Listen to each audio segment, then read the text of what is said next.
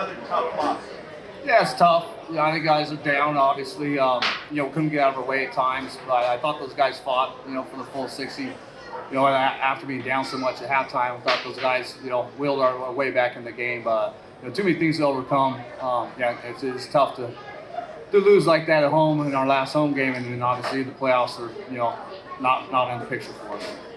Now, I know it's not a funny time to talk now, but when the Costco ended up with the ball, well, I was hoping he'd get some field goal range, right?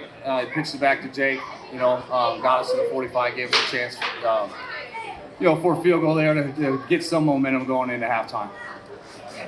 There we go.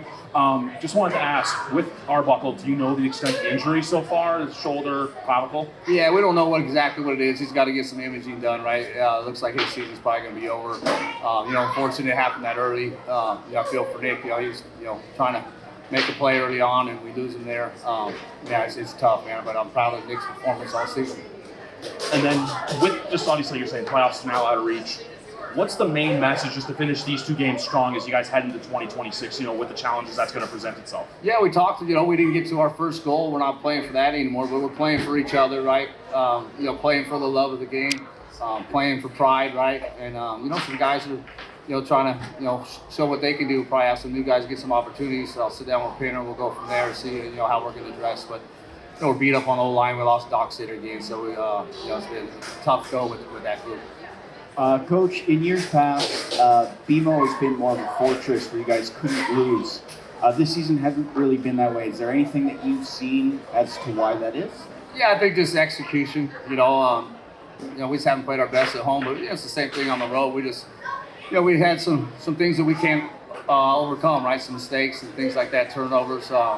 I think the fight's there, but there's certain things that you can't overcome, right? We got to take care of the football. We always preach end every drive with a kick. It's okay to punt.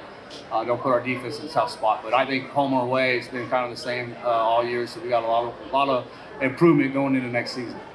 Is there anything that you can take to make you a better coach moving forward from this? Yeah, I think I got to sit down and kind of look at everything, right? How we plan the off season, right? How we plan training camp. What we're doing in the season. So.